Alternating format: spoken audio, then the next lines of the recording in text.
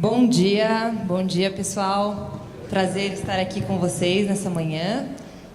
Antes de chamá-los para se apresentarem, eu queria conhecer um pouquinho de vocês, né? Então, queria fazer duas perguntas. Primeiro, quem faz inbound aqui? Quem faz outbound? Quem faz os dois? Legal. Bom, vocês já sabem a audiência que vocês estão falando, tentem atendê-los. Meninos, por favor, se apresentem, contem um pouquinho da história. Queria pedir para vocês adicionarem aí o número de clientes que vocês estão trabalhando e o volume de novos clientes do mês passado, pode ser? Bom, Ricardo. pessoal, bom dia. Eu sou o Ricardo Corrêa, sou CEO da Hamper. A Hamper é um software de automação de prospecção de vendas B2B. A gente automatiza alguns processos mais iniciais da prospecção para a geração de leads outbound e para a área de vendas conseguir se concentrar no que é realmente importante. A Hamper está com um pouco mais de 100 clientes. A gente fez esse número esse ano, a gente começou a vender no finalzinho de janeiro. Volume de clientes do último mês, a gente ativou cerca de 30 clientes no último mês e estamos aí rampando o nosso número mês a mês. Obrigada. Vini? Bom dia, pessoal. Meu nome é Vinícius, eu sou cofundador da Outbound Marketing. A gente tem o maior blog que fala de outbound aí no Brasil, uma consultoria que está há pouquinho mais de 2 anos também no mercado, com mais ou menos 250 clientes agora atendidos ao longo desse tempo, né, no recorrente. A gente sempre quis voltar para o mercado de recorrência. E pensando um pouquinho nesse mercado, a gente enxergou dentro da demanda geral dos nossos clientes, a nossa demanda como consultoria é legal, consultoria de marketing e vendas para esse mercado é legal, que a gente tem que inovar, testar dentro de casa e levar para o cliente. Então, a gente percebeu a demanda dentro de casa, nos clientes, lançamos o Reeve, a gente começou a trabalhar focado mesmo, completamente focado em automação e gerenciamento de fluxo de cadência. Agora a gente lançou finalzinho de março, logo depois do pessoal da Hamper, e a gente está com 56 clientes, a gente fechou 16 no mês passado. A gente tem uma pegadinha um pouquinho diferente, mas acho que a gente vai conversando sobre isso ao longo do painel. Legal, obrigada. Bom, o pessoal aqui está trabalhando com os dois modelos, como deu para perceber, a maior parte das empresas estão adotando essas duas estratégias. E, inicialmente, o processo de vendas começou outbound. Se a gente for olhar a história de vendas, começou outbound. Depois, nos últimos anos, a gente acompanha um crescimento de inbound, tanto inbound marketing quanto inbound sales. E agora a gente está vendo esses dois modelos se fundirem aí. Vinícius, queria que você falasse para a gente um pouquinho dessa combinação de fatores. Tem um conceito muito bacana que é o de funil em Y. Então, se você puder explanar aí para o pessoal como adotar esses dois modelos, acho que é bacana para situar. Beleza. Eu acho que, assim, primeira coisa, funil de vendas em Y é um negócio que é mais falado no mercado americano. O David Cummings tem um blog post falando sobre isso da maneira sucinta que ele sabe falar sempre muito bem. A gente está trazendo um pouquinho mais desse conceito, especialmente porque os nossos clientes de consultoria tinham dificuldade de entender a integração ao longo do processo. A gente começou a trabalhar com outbound há 2 anos e pouco atrás, quando pouquíssima gente ainda tratava do assunto. E eu peguei um pouco da minha experiência na Sambatec. Eu fui convidado pelo Gustavo, que tem um painelzinho logo depois também. Na realidade, o Gustavo nunca tem painel, né? Ele é superstar, ele tem a palestra dele. Mas ele me convidou para fazer a implementação de inbound e outbound dentro da Samba, e desde o início eu tive que aprender a integrar tudo isso. E foi bom, porque quando a gente lançou o Outbound Marketing, a data de lançamento que a gente considera é justamente a data de lançamento do nosso blog. Então era antítese, né? Você tinha uma empresa chamada Outbound Marketing e você começa com um blog, então fazendo inbound conteúdo. Muito do que a gente tratou nesse tempo foi justamente de conseguir integrar bem essas estratégias, entregar isso para o cliente nosso como consultoria. E no meio desse caminho, o que a gente começou a perceber era, assim como em inbound, eu tenho um alto volume quando eu acerto a mão, quando eu já tenho uma demanda aí um pouquinho mais previsível, então eu tenho, sei lá, um posicionamento em conteúdo, eu tenho mídias sociais fortes, um e-mail marketing com uma base de leads já bem também consolidada, a gente tem que diminuir o operacional, a gente vai automatizar. Então o RD Station, por exemplo, ele vai trabalhar com isso. Ele te ajuda a gerenciar toda a sua base de contatos, te ajuda a trabalhar ela, ele automatiza as principais funções que você teria ali dentro daquele modelo de processo, e na frente você joga para o seu CRM aquilo que é ouro, aquilo que é oportunidade. Então, olhando um pouquinho para o funil de vendas em Y, do lado de outbound, a demanda de mercado ela começou também a aumentar. Por quê? Porque o inbound ele vai ficar saturado. O Ricardo fala bastante disso também, porque ele é um cara que já está no inbound há muito tempo. Então, a gente vê que começa a ficar saturado. Ninguém compete hoje com a Rock para falar, por exemplo, de marketing de conteúdo no Google. Ninguém compete de inbound com RD com facilidade. Então, assim, o Google premia quem está mais tempo, o Google premia quem tem maior autoridade. A autoridade, para você construir, demora tempo. Então, Domain Authority, Page Authority e por aí vai. Então, quando você está nessa situação, você quer retorno de curto prazo, uma série de coisas, o outbound começa a fazer sentido. E como tornar o outbound escalável? Primeira coisa que você tem que fazer é entender o que você consegue automatizar e como automatizar isso. Então, boa parte do que você vai trabalhar é ter uma ferramenta mais ou menos similar ao que a RD faz, ao que o RD Station faz, a HubSpot faz, dentro do processo de inbound. Então, você começa a trabalhar com a automatização do fluxo e, a partir daí, você deslancha. É legal. E o que você vê como risco dessa migração dos dois modelos aí? O Vinícius falou que você bate um pouquinho na tecla da saturação do inbound. O que mais são pontos de atenção para o pessoal que quer trabalhar esses dois formatos aí? Dando um pouquinho também do meu background, eu comecei a trabalhar com inbound e com outbound em 2010. Eu trabalhava na Aurum, que é uma empresa de software jurídico. Eu era head de marketing, a gente estruturou inbound quando ninguém falava de inbound ainda no Brasil. Na verdade, enquanto a gente fazia, a gente ainda não chamava. E a gente montou minimamente um time de prospecção. Na época, inbound funcionou muito melhor pela dificuldade de fazer prospecção, porque não existia tanto lastro online de contato para facilitar. Então, o outbound era muito manual, você tinha que encontrar listas na internet ou comprar a lista e fazer tudo na base do cold call. Então, na época, a gente deslanchou muito mais com o inbound, tanto é que eu saí da Aurum para montar uma consultoria de inbound, até por conta do boom que foi em 2012, com nascimento aí da RD, um pouquinho antes disso, vinda da HubSpot, enfim. E, bom, o que eu vejo de risco, na verdade, em primeiro lugar, assim, dá um pouco de contexto. Quando a gente fala em outbound e em B2B, a gente está falando principalmente de prospecção, né? Nessa época da vinda forte do inbound, meio que tudo que era ruim foi creditado na conta do outbound, né? Então, meio que para criar cultura ali de conteúdo, de atração e captação, a gente bombardeou ali telemarketing, né? Outdoor, publicidade, enfim. Mas existe uma maneira muito estruturada de se fazer prospecção em B2B, que para muitos negócios faz muito mais sentido. Então, no fundo, o que eu percebi aí ao longo de 5 anos de consultoria foi que as empresas B2B elas fizeram inbound e muitas empresas deslancharam fazendo inbound, mas a grande realidade é que a maioria das empresas B2B não pararam de prospectar, ou as que pararam não deveriam ter parado.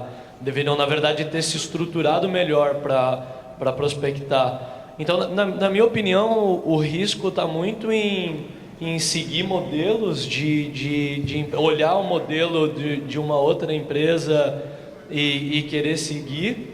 Como, por exemplo, o Vinícius mencionou, no caso não é porque a Rock voa com marketing de conteúdo que o meu negócio vai voar também. Então, precisa ter uma contextualização muito profunda de quem é o meu perfil de cliente ideal, que canais que eu vou ter mais facilidade de endereçar, como que tem que ser o meu modelo de vendas para conseguir endereçar aquele cliente e conseguir realizar minhas vendas. Então, na minha opinião, o risco está muito em... Legal. Vinícius, pode complementar e já dar 2 dicas para o pessoal que começar a estruturar isso de uma forma bem prática aí. Tranquilo. Acho que o primeiro ponto, assim, eu concordo plenamente com o que o Ricardo falou, mas o mais importante é entender que existem momentos e momentos.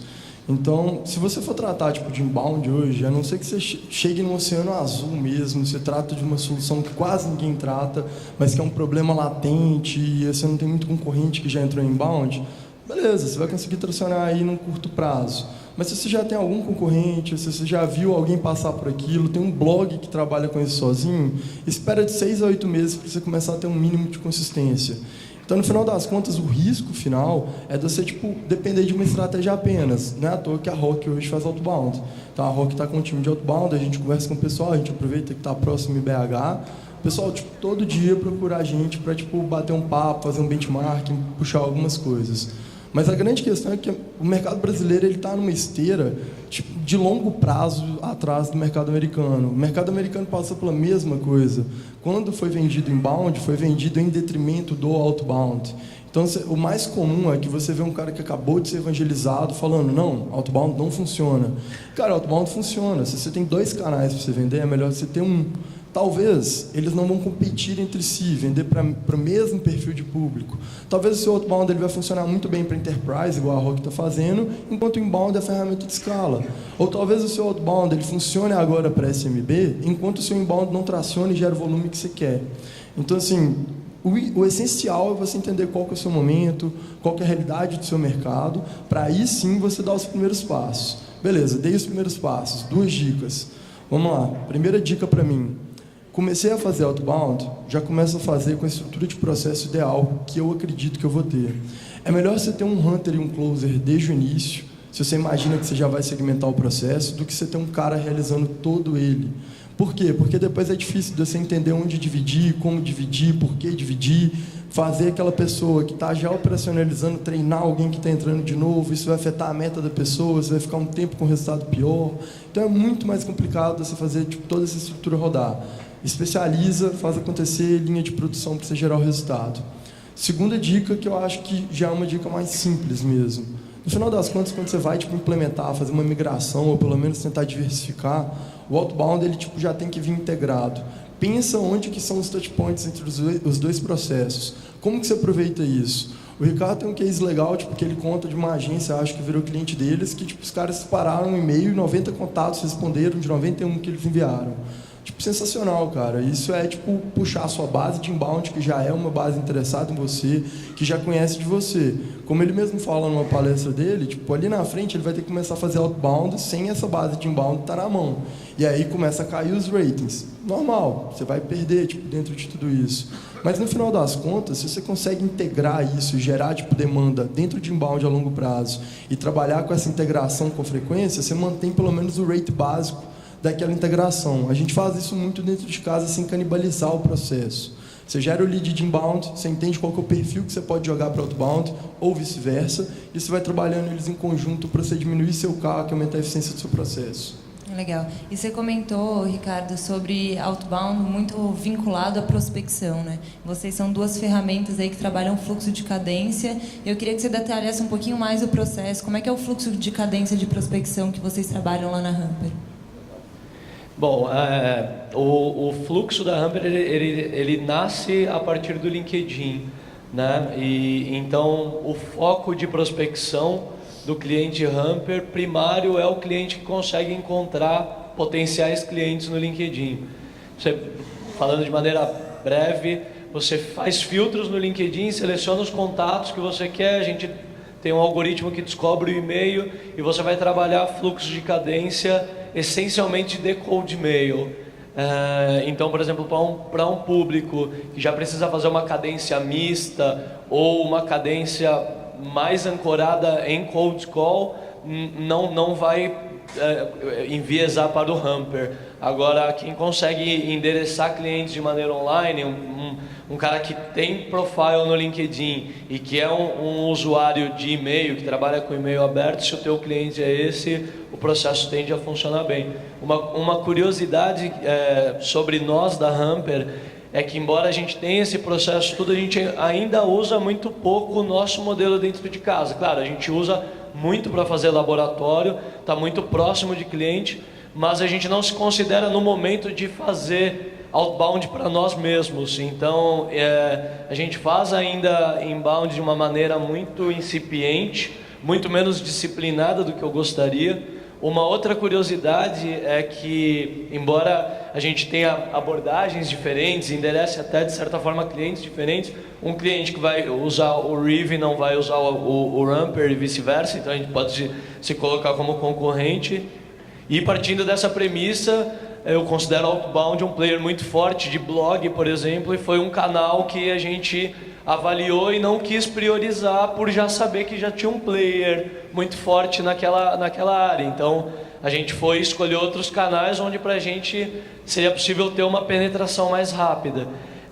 E o Outbound ele tem uma complexidade maior, então como a gente ainda está com um time pequeno, está buscando o lead que a gente chama de Tier 1, que é o lead mais pronto para fechar com a gente, que já está mais educado, que o nosso sales cycle fica bem, o nosso ciclo de vendas ele fica bem fluido, curto, em poucos dias, a gente endereça via outros canais, porque a gente já entende que para fazer outbound é interessante, como o Vinícius comentou, você ter um hunter, ou ter um SDR, ou ter ali um time que já vai pegar aqueles leads e trabalhar, qualificar. Colocaria isso também como um outro erro, você tentar trabalhar outbound de uma maneira como se fosse, sabe, dom play lá em algo que automatiza, o lead está pronto para chegar no CRM e fechar a venda.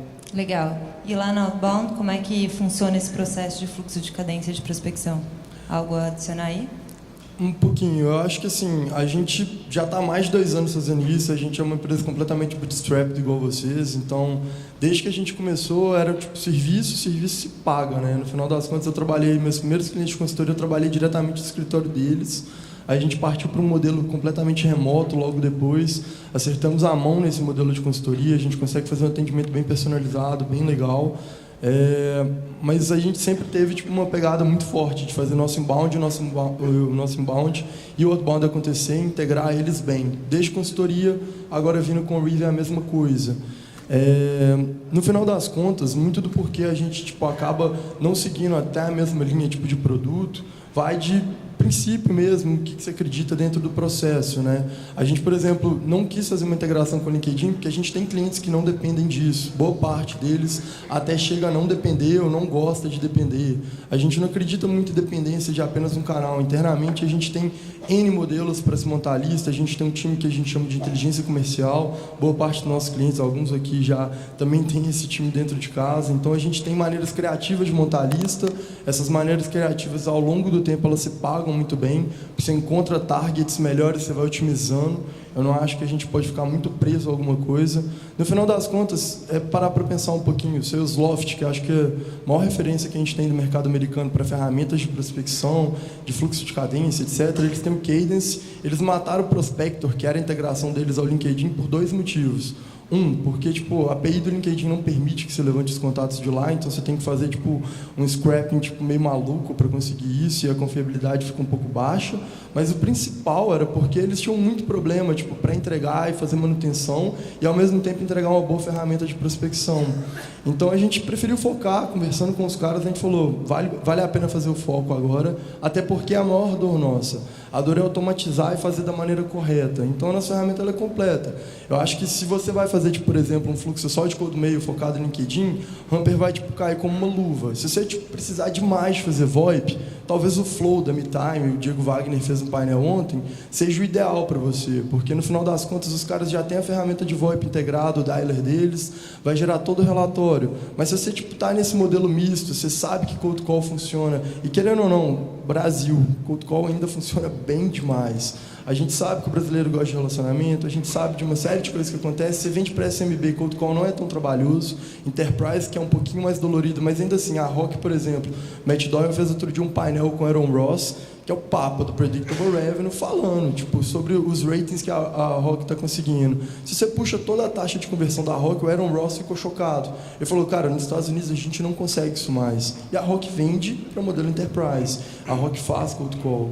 Então, assim, no final das contas, a gente consegue criar muita coisa a partir disso. E o Reeve, ele se encaixa aí nesse meio. A gente permite que você faça ligação, a gente permite automatização de e-mail, gerenciamento de sua base, tagueamento, uma série de coisas. E aí já vai com integração com RD, com Pipe, o que você precisar. Legal. Ricardo, além do fluxo de cadência de prospecção, tem alguns outros fluxos que tanto as ferramentas de vocês quanto até manualmente o pessoal consegue fazer, de follow-up, enfim. Você consegue falar um pouquinho para a gente quais são esses outros fluxos de cadência e como é que você vê se encaixando aí no processo de vendas inbound e outbound? Bom, poxa, eu vejo que a cadência ela é útil, ela é muito aplicada e abordada para falar em prospecção. Na verdade, o mercado ele tende a olhar muito para a prospecção em função de o tema, o ponto alto está sempre em geração de leads, né? A gente fala muito mais de geração de leads do que de outros estágios, mas cadência útil em todos os estágios, né? A nossa abordagem ela é muito de cadenciar com automação de cold e-mail no início do processo, que não significa que a gente não trabalha com telefone, né? Na Humper, por exemplo, a gente trabalha baseado em site sales, e a gente faz call por Skype, por telefone o tempo inteiro. A gente gosta da abordagem de automatizar o início do processo para dar escala e liberar tempo da equipe para a equipe focar no que é realmente importante. Então, o foco de cold call para encher a agenda de telefone, para não gastar hora de pessoas fazendo ligação muito cedo. E evitar também o que eu considero um erro, que é você colocar gente muito júnior num processo para comercializar, de repente para enterprise, ou você tem um cliente de um nível gerencial, você coloca uma pessoa que vai ter uma curva de aprendizado muito longa e não vai estar preparado para fazer a abordagem, né? Então a gente gosta da ideia de trabalhar com com cold mail no início e depois começar a trabalhar com cadência mista a partir do ponto que já existe algum engajamento, seja uma resposta ou um índice de abertura alto, para daí então ligar com uma chance muito maior de receber uma atenção. E aí falando sobre cadência, tem muita técnica interessante, acho que é um assunto que a gente não vai ter tempo de explorar a fundo, mas eu acho que assim, uma dica bem macro é você não consegue evoluir num processo em qualquer etapa que seja sem fazer follow-up. O follow-up é algo que é inerente ao processo de vendas. Se você só mandar um e-mail, é natural que a taxa de resposta vai ser muito baixa ou nula, seja na etapa de prospecção, seja na etapa de fechamento. Então, se não houver follow-up, não vai acontecer. E uma técnica interessante também de cadência é você usar break-up, que é você sinalizar ali um já desinteresse por falta de resposta, ou por um cara que estava em negociação contigo e de repente sumiu no processo, você usar uma abordagem aí que a gente chama de break-up. Legal. Acredito que tenha muita gente aqui que sofre com o processo ali, tanto de follow-up quanto de marcação, que é o problema do no-show, né? Então, o vendedor vai lá, marca a agenda e o cara não aparece 1, 2, 3 vezes. Queria saber se vocês têm dicas práticas para trabalhar a parte de automação para minimizar isso, como vocês fazem isso dentro da empresa, e se tem métricas para o pessoal acompanhar e evoluir o processo a partir daí, pode ser? A gente fala muito, dentro do Outbound e do Rive, que existe uma situação engraçada. Hoje, eu estava vendo o Diego Wagner falando ontem, dentro do painel deles, e ele estava falando, cara, eu parei de controlar todo o meu pipeline. Eu parei. Por quê? Porque minhas taxas de conversão, etapa por etapa, elas são bem constantes. Se eu tenho um time bem rampado, eu tenho um modelo de treinamento muito bem montado, não importa. O cara vai entrar, em 2 meses eu sei o quanto que ele consegue converter de etapa por etapa em que ele participa do meu processo. É isso. Se ele está fazendo o trabalho dele da maneira correta, eu só tenho que saber o que eu coloco no meu topo de funil, ou seja, o que cai dentro do meu pipeline, e a partir dali eu entendo quanto que eu vou conseguir gerar ali no fundo. Então, para ele, a lógica é, joguei 10 caras aqui em cima, eu sei que ao longo do tempo eu vou converter um cara como cliente. E ele vai controlar por que alguém não está jogando 10 caras aqui em cima. Ah, não joguei 10 caras, você está fazendo volume de atividades requisitado? Não, não está fazendo, então vamos corrigir. Se está fazendo alguma coisa mal feita, então a gente vai ter que diagnosticar isso. Não está fazendo nada mal feito. Então a gente tem que ir um pouquinho mais a fundo, começar a entender se a motivação do cara, se ele não está entrando com energia alta, uma série de outras coisas. Quando a gente fala de trabalhar isso, é lindo, é perfeito se você chega nesse estado, que é um estado que o nosso processo, por exemplo, já tem algumas métricas muito bem definidas, fica muito legal. A beleza de utilizar uma ferramenta igual o Reeve, que tipo, não tem foco tanto em prospecção e você consegue trabalhar ao longo do seu funil, é justamente que você cria automatizações para recuperar caras ao longo de todos, querendo ou não, de todo o seu pipeline. Se você lê, tipo, por exemplo, o Invisible Selling Machine, que é um livro completamente voltado para inbound, ele fala só de fluxos de e-mail, fluxo de nutrição. E ele fala muito da lógica. Você tem um primeiro e-mail de indoctrination, onde você vai apresentar seu produto, seu serviço. Ele fala muito de infoproduto, então é mais normal falar de infoproduto e todo o restante. Dali para frente você vai entrar em tipo, educação, segmentação, reengajamento, uma série de coisas que ele tipo, quer tipo, trabalhar. Excelente, você trabalha com tudo isso. O que a gente fez tipo, como lógica dentro do Reeve é, meu time, ao longo tipo, da segmentação do próprio time, entre SDRs e closers, a gente vai trabalhar com fluxos de follow-up completamente automatizados, onde eu tento recuperar um lead que desengajou ao longo do processo. Isso é natural. Então, eu já sabia quais eram minhas taxas de conversão e eu tenho taxas de follow-up, fluxos de follow-up contínuos dentro de cada etapa do meu funil. Então, eu vou trabalhar tipo, ao longo do funil com caras que desengajam, eles entram em fluxos que são quase os fluxos de nutrição de inbound, mas eles são muito personalizados. Eles vão sem o link de cadastro, eles vão com uma comunicação voltada para aquele lead, e aí você vai segmentando ainda mais. Então, por exemplo, eu conversei com o lead, eu sei que eu tenho 3 macro problemas que eu resolvo com o Reeve. Então, esse cara, ele me falou de 2 desses macro problemas. Eu tenho um fluxo que trata desses 2. O outro fluxo trata de outra combinação de 2 dos 3 problemas. Eu tenho um outro que trata de outra combinação. Eu tenho mais 3 fluxos que tratam de cada um dos problemas unicamente. E por aí vai. Então, meu time ele começa a taguear esse pessoal dentro do Reeve. E aí é muito simples, eu simplesmente vi, esse cara desengajou, mando ele para o meu fluxo de follow-up, dou vazão operacional para o meu vendedor, ele já fez 1, 2 follow-ups na mão, a partir de agora o cara vai receber tipo, follow-up durante 2 meses, de uma maneira bem simples, não é todo dia, não é toda semana, mas ele vai receber durante um tempo, e aí a gente chega no break-up que o Ricardo estava falando, que já é uma prática bem comum dos Estados Unidos. Por quê? Porque você tem que despedir uma hora, você tem que tipo, largar o osso, mas você só larga o osso quando você sabe que tipo, já foi enough, né? Já tipo, chegou no bastante. Até lá, eu tinha uma taxa X. Eu consegui um X mais Y porque todos os meus estágios do pipeline, eles passam a ter uma etapa de recuperação, uma etapa de re-engagement. Então, eu crio um fluxo dentro do meu próprio pipeline, seja de inbound ou outbound, em que eu vou recuperando todo mundo. E como o contato é extremamente personalizado, direto e reto, a galera volta pedindo desculpa. Putz, não, vi que você mandou e-mail, entrei de férias e não te avisei, tive um problema, meu cachorro morreu.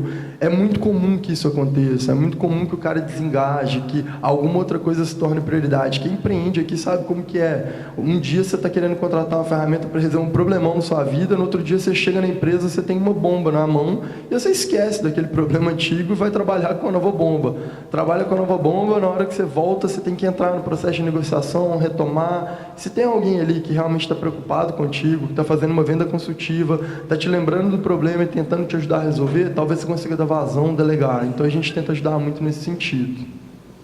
E o no-show, a parte da métrica de no-show, vocês acompanham lá também, Ricardo? Sim, a gente acompanha. A gente tem uma taxa de engajamento alta e, na minha modesta opinião, a taxa de no-show está muito atribuída a forçar a barra para agendar com um lead que não quer agendar. Então, quando você coloca, por exemplo, para um SDR ou para o profissional que seja, uma meta muito agressiva de agendamento, sem engajamento, sem qualificação do lead, o cara ele vai agendar por agendar. E aí o sujeito que aceitou aquele agendamento, ele não vai aparecer porque qualquer coisa tem uma prioridade maior do que fazer aquela call, do que receber aquela pessoa, enfim.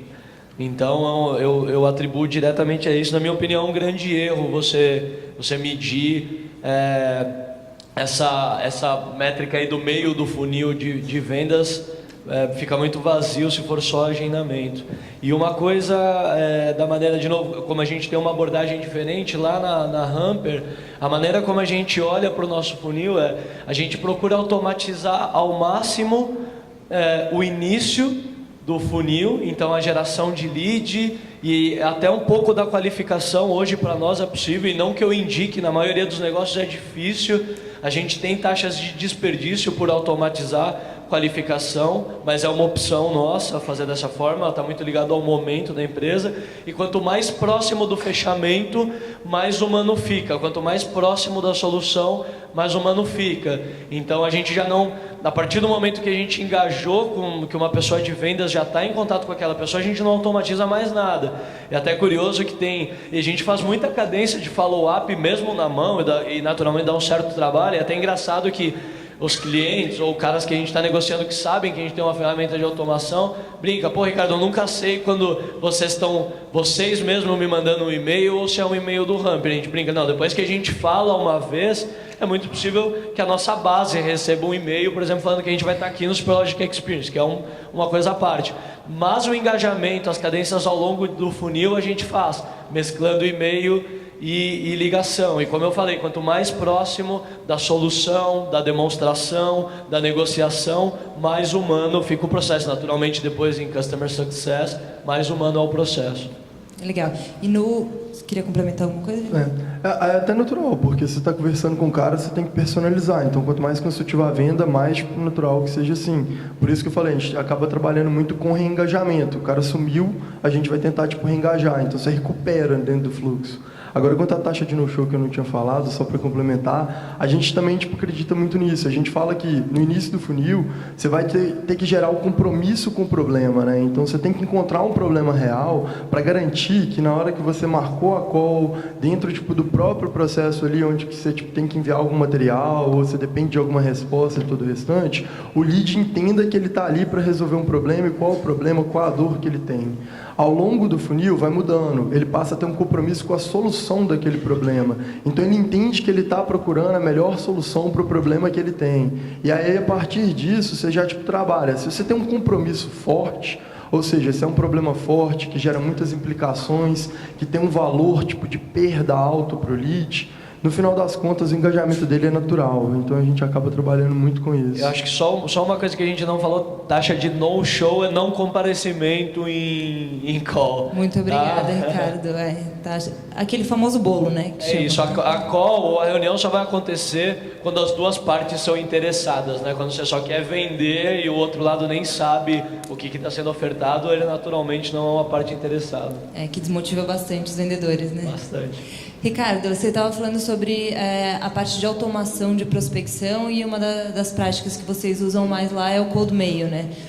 Provavelmente todos aqui já receberam aqueles e-mails mal segmentados, que dá raiva, você descadastra, enfim.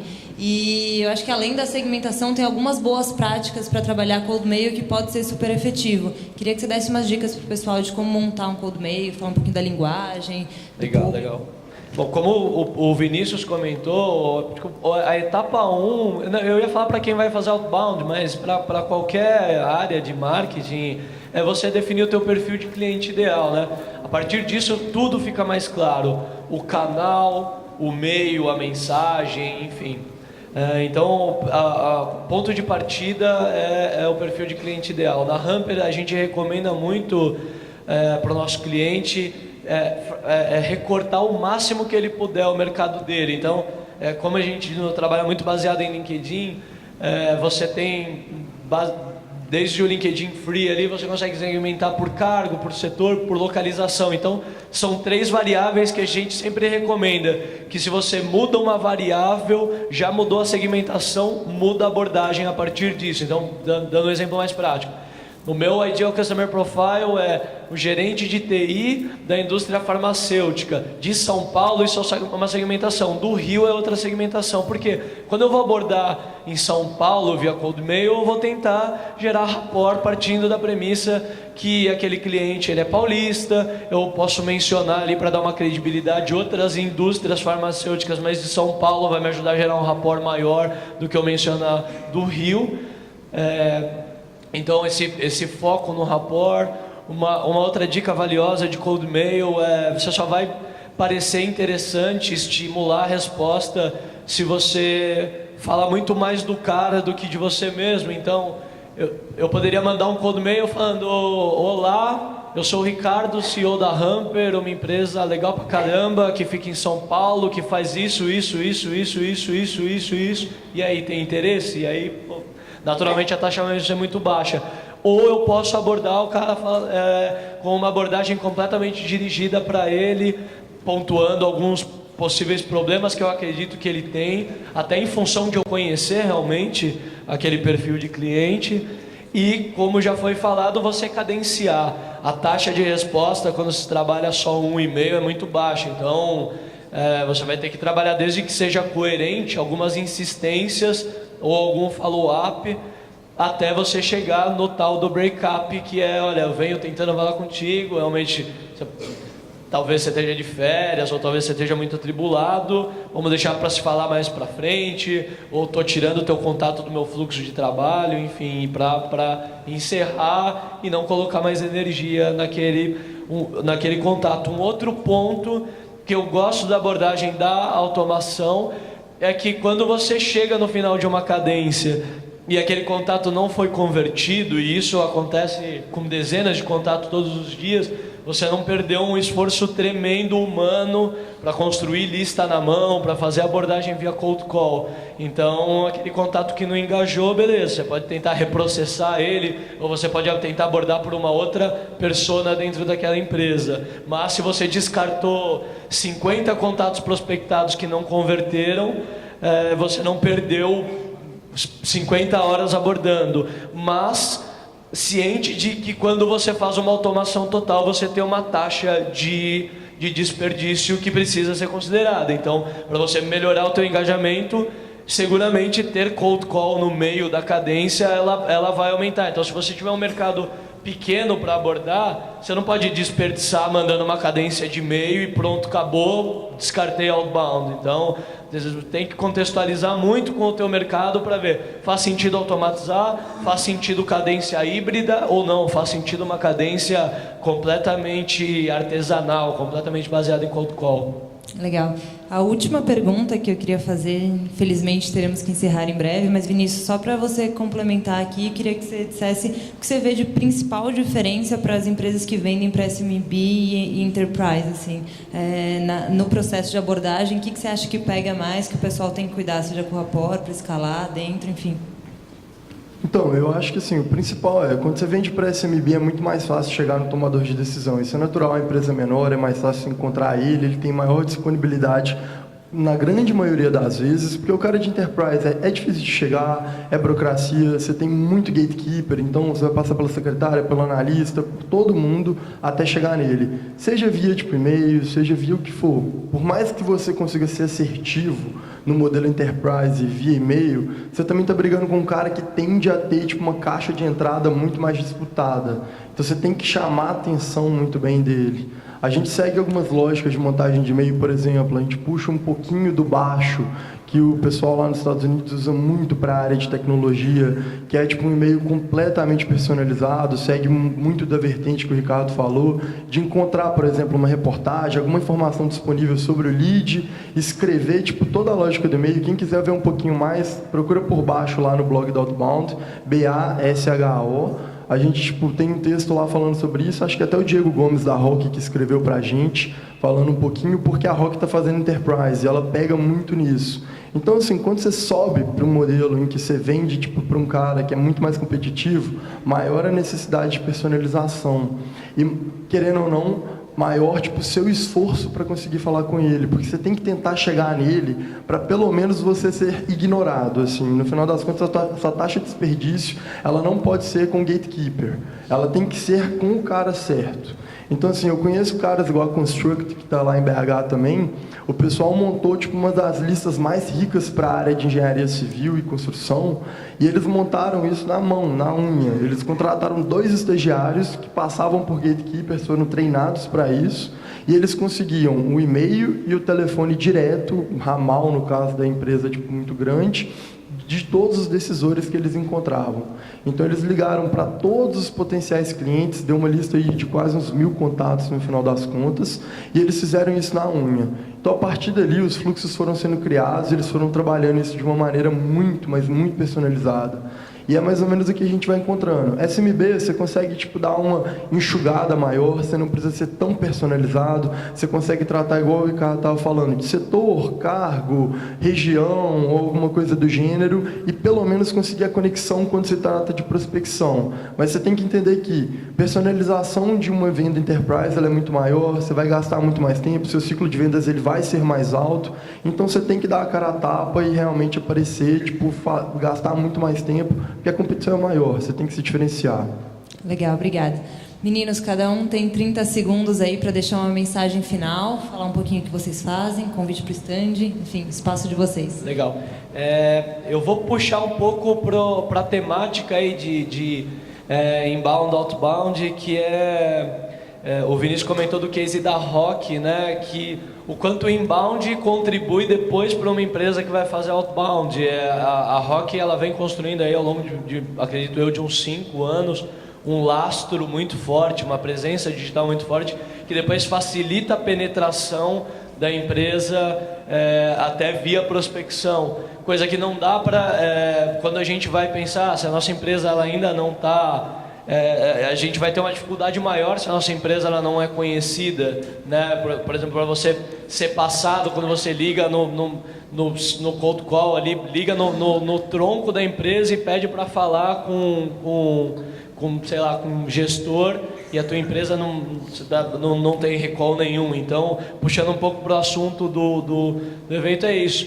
Existe uma complementariedade grande, não existe uma receita pronta. Acho que para cada empresa tem que testar muito, tem que estudar muito, tem que validar muita coisa antes de fazer. A gente está aqui na frente, nosso stand é o da ponta. Quem quiser bater mais papo sobre esses assuntos aí, vai ser um prazer falar comigo. Obrigada, Ricardo. Vinícius? Pessoal, assim, eu acho que igual o Ricardo falou, eles estão em outro momento. A gente já tem tipo, uma estrutura tipo, legal, tipo, como Outbound e como Reeve. A gente trouxe bastante gente, acho que o pessoal estava brincando com a gente que a gente estava fazendo spam no meio do evento de tanta gente que a gente trouxe para cá.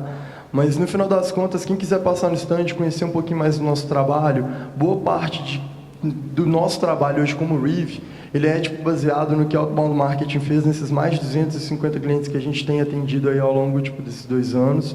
A gente tem tipo, uma pegada de... A gente vai entender o seu mercado, a gente tem uma consultoria, então no nosso caso não é só plataforma, então quem quiser vir tipo, trabalhar com a gente tem que entender, não pode ser aventureiro, não quer ir testar 3 meses, não quer ir testar 2 meses, é vir trabalhar tipo, pensando em como que eu vou estruturar meu processo, fazer acontecer. E saber que você vai ter suporte da melhor consultoria tipo, dessa área no mercado.